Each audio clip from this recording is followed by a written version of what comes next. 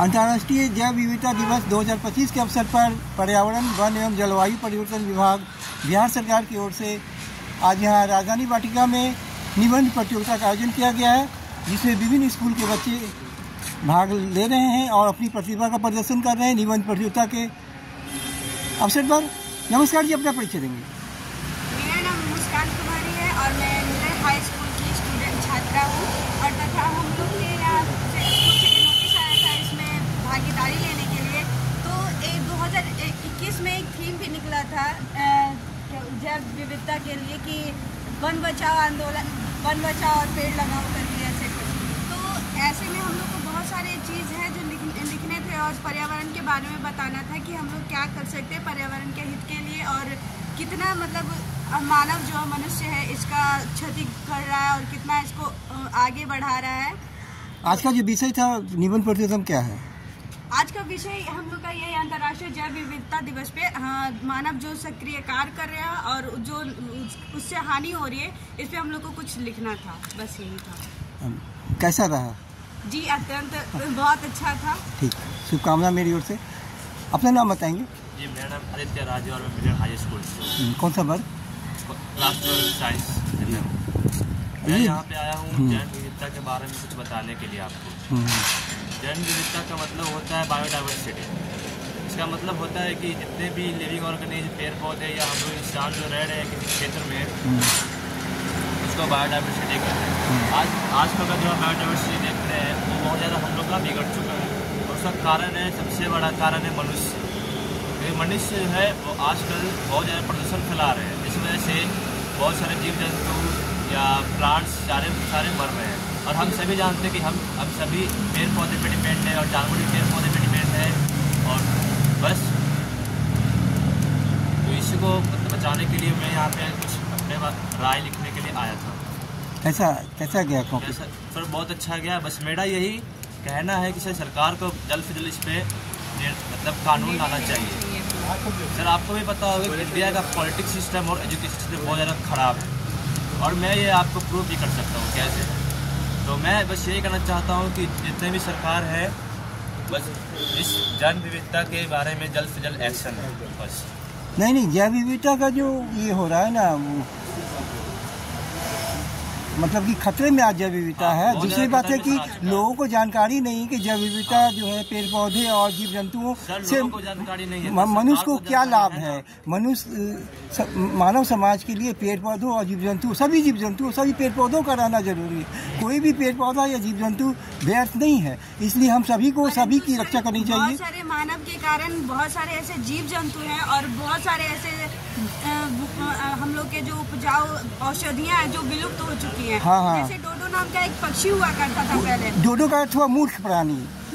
आज मनुष्य जो बुद्धिमान प्राणी है वो आज मूर्ख प्राणी हो गया है। एक तरह से कह सकते हैं सर, ये उचित है कहना कि मनुष्य एक तरह से कर सकते, क्योंकि वो अपने विचारों को मतलब अच्छे से व्यक्त नहीं कर पाता है। अपने रहने सहने और खाने के लिए जो प्रकृति उसको प्रदान कर रही है, फिर भी वो चाहता है कि मुझे और चाहिए, मुझे और करना है और मुझे और प्राप्त भी करना है।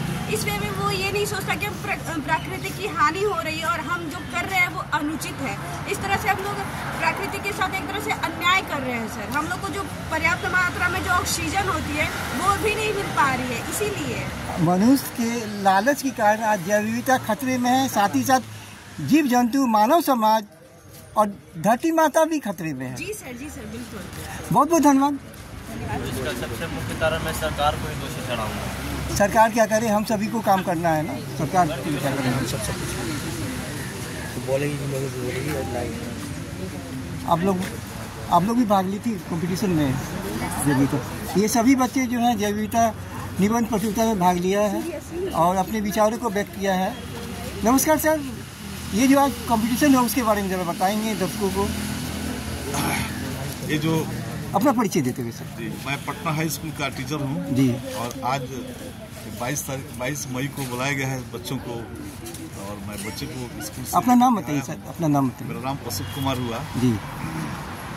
क्या कहेंगे, जैव विविधता जो है आज खतरे में है और हम लोग जैव विविधता को बचा सकते तभी जब ये बच्चे जो हैं उन बच्चों को हम पर्यावरण शिक्षा के साथ साथ जैव विविधता के बारे में शिक्षा देंगे और उन्हें जागरूक करेंगे। और बिहार सरकार जो बहुत अच्छा काम कर रही है, बच्चों को निबंध प्रतियोगिता, चित्रकला प्रतियोगिता के माध्यम से उन्हें जागृत कर रही है कि हमें जैव विविधता को बचाना है। हाँ, जी, जो अभी न्यू जनरेशन है उसमें जो कैलिबर है उसको हमें उसको जो है पुष्पित और फलित होने में मदद करने में हम टीचर्स और जो है हमारा जो व्यवस्था है उसको लगना पड़ेगा। हमारे बच्चे किसी क्षेत्र में कमजोर नहीं है और इन बच्चों में जब जागृति पैदा होगी कि इकोसिस्टम क्या है और एक पूरे विश्व में आज देख रहा है ग्लोबल वार्मिंग बढ़ती जा रही है और कई तरह के प्राकृतिक प्रकोप आ रहे हैं, जलवायु परिवर्तन हो रहा है। इस सब का कारण है कि हम प्रकृति से छेड़छाड़ कर सकते हैं। दूसरी बात है, जो प्राकृतिक संसाधन है उसका हम लोग पागल की तरह उसका दुरुपयोग कर रहे हैं। हमें बचाने की आवश्यकता है जी और न्यू जनरेशन को बताने की आवश्यकता है जी। अगर न्यू जनरेशन इस बात को समझ जाता है तो सही में हम जो है प्रकृति के साथ हो जाएंगे। Be with the nature and be fit, ये बात हमेशा होनी चाहिए। दूसरी बात है कि हम लोग अगर बड़े हैं तो हम लोग को भी भविष्य के बच्चों के लिए पर्यावरण और ये जो प्राकृतिक संसाधन है और ये सुंदर धरती उसको बचा के रखना होगा। नहीं तो बच्चे जो भविष्य में आने वाले बच्चे वो कहेंगे कि हमारे जो पूर्वज से कुछ नहीं बचाया, सब बर्बाद कर दिया। छपी हुई है उससे काम चलने वाला नहीं है, नहीं सफिशिएंट नहीं है। उसको प्रैक्टिकल वे में जी, जैसे आज इस इको पार्क में बुलाया गया है, यहाँ पर कई तरह के diverse group of plants, fauna and flora यहाँ पर है, उसको बच्चों को देखने का मौका मिलता है और उसके प्रति लगाव बढ़ता है। इसलिए ऐसे कार्यक्रम काफी सराहनीय कार्यक्रम है। गवर्नमेंट को इस पर अधिक से अधिक बल देना चाहिए और ऐसे कार्यक्रम और कराने चाहिए कि बच्चों में राइटिंग स्किल के साथ साथ जैव विविधता के बारे में भी जानकारी मिले। प्रकृति के साथ जो आजकल हो रहा है उसको डूज और डोंट्स दोनों पर केयर करने की आवश्यकता है। और रही बात की यहाँ बच्चे तो बहुत कम लगता है, लगभग 24 बच्चे आए हैं बस। तो ये 24 बच्चे नहीं, मतलब 24,000 होना चाहिए बच्चे, तभी ये जन जागृति होगी। ऐसे केवल हॉल में और 24 बच्चों को बुला के कंपटीशन कराने से नहीं होगा। ठीक है, तो एक इसमें हजारों बच्चों को बुलाना चाहिए। और सारे विभाग हैं जैसे जू है या और विभाग हैं, इन सबको इस क्षेत्र में आगे आना चाहिए और प्रोग्राम कराने चाहिए और इस न्यू जनरेशन को बुला कर रखना चाहिए।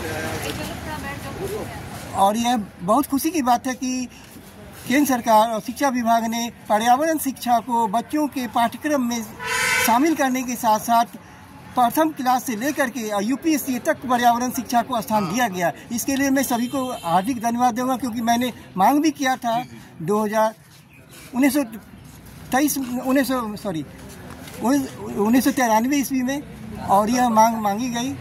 और बहुत अच्छा है, क्योंकि स्कूलों में बच्चों को पर्यावरण शिक्षा दी जानी चाहिए, तभी बच्चे जो है प्रकृति से जुड़ेंगे और प्रकृति की रक्षा होगी। जो हमारे प्रबुद्ध व्यक्ति हैं और हमारे जो बुद्धिजीवी वर्ग है उनको सबसे पहले आगे आना होगा। जी जी जी। और गवर्नमेंट को बताना होगा कि क्या हमें चाहिए। हमें एक अच्छे एडवाइजर के रूप में भी काम करना पड़ेगा।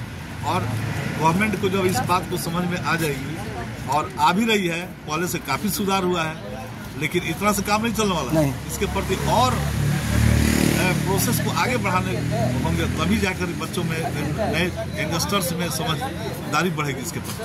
और कुछ लोगों का कहना है कि सरकार की जिम्मेदारी, सरकार अकेले क्या करेगी, हम लोग को आगे बढ़ना होगा। और रही बात की ये सब कुछ सरकार पर छोड़ देना नहीं काम चलता। ये जो जलवायु परिवर्तन हो रहा है, धरती का तापमान बढ़ रहा है, ये खतरे की घंटी है।